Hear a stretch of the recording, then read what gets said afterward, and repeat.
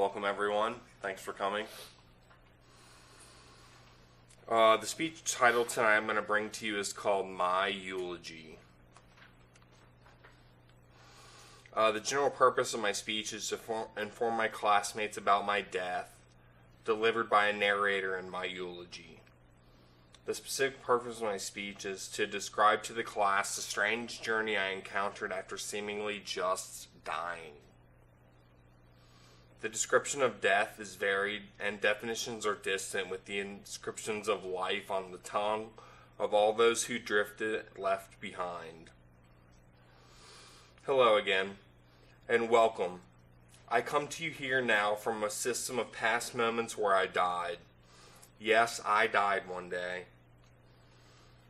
It was a day likened to be right by any other day, but this day was not right, for on this day all became night.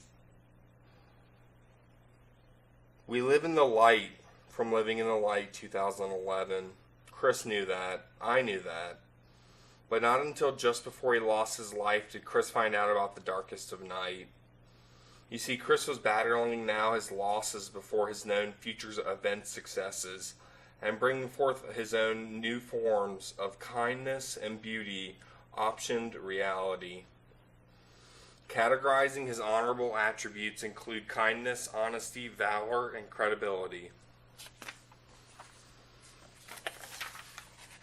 Seeing your qualities now reminds me of when Chris was around. I can remember when he saw the skyline of great city sheets, seas to seas amongst the earth and earth's betterment amidst new life. For life's meaning now had to admit that Chris was more now. Dead but not alive, and at that point was in a one situation. At the particular moment, I don't remember having any thoughts, Chris thought. But thinking back to then, Chris could say that he was back retrieved to his own personal mental cognition there. Two scenarios exist still. Either I did die, or I did not die. That's the question.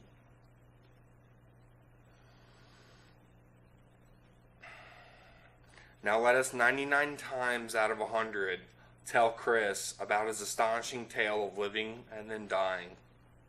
Well, everyone, I was in bed, either completely asleep or laying awake some morning in 2011, thinking that the living in the light way of being was no longer safe and secure. My protection was gone.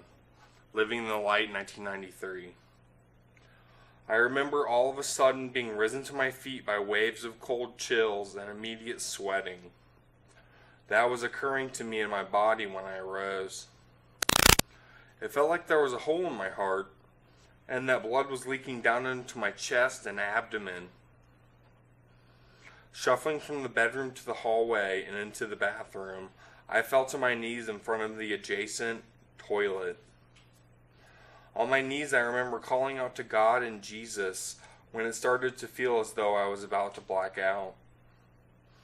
Were it to be part of a sequence which would lead me to this position and to this day. I visited many places when I died, like I was told in this quiet place that I was a part of a resurrection, and this place was considered purgatory.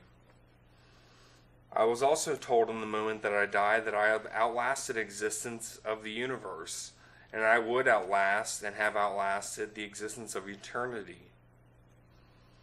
Coexistence operating a poly-existence.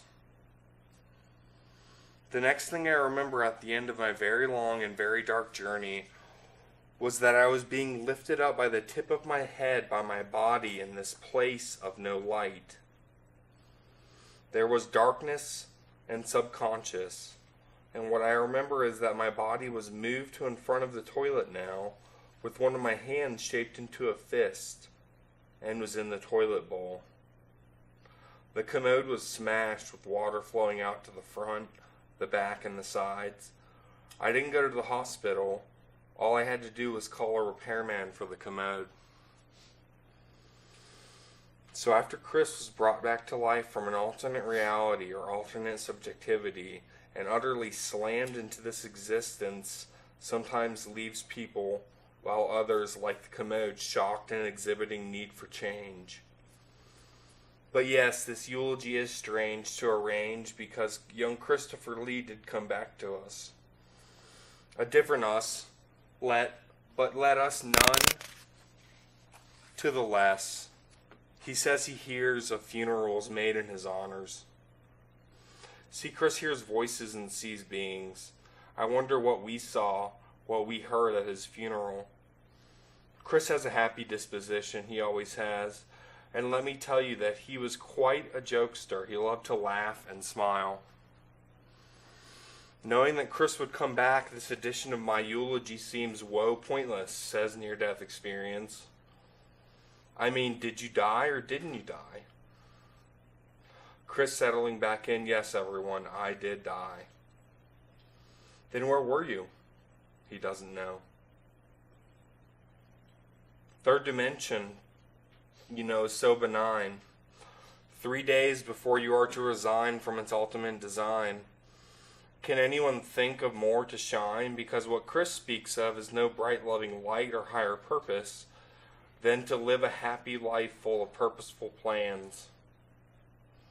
With distant tales talked mainly only amongst the higher and lower selves, raising and lowering themselves to present in your lives.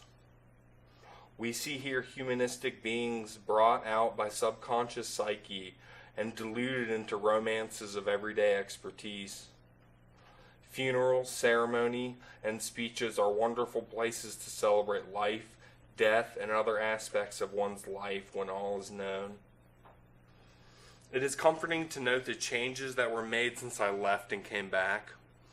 I noticed to see anew commanding, resounding conclusions that have come to pass in my perceptual contemplations about life, death, and the existences thereof and thereout.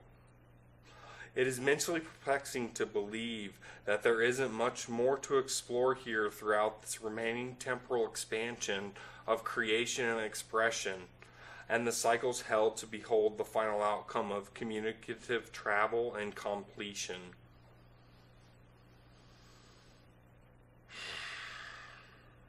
In solution, I find summary to the commode's command to bring me back, packed from infrustratable, inconstitutional solid structure of completeness and exacting nature. I see now all of you here can hear me now. I am pleased to share with you my life, death, and all other experiences related to those matters. It may justify you to judge for your own lives whether this third dimensional experience is enough for you to explore, or if you like me, you have ever experienced more than just meets the eye. Thank you.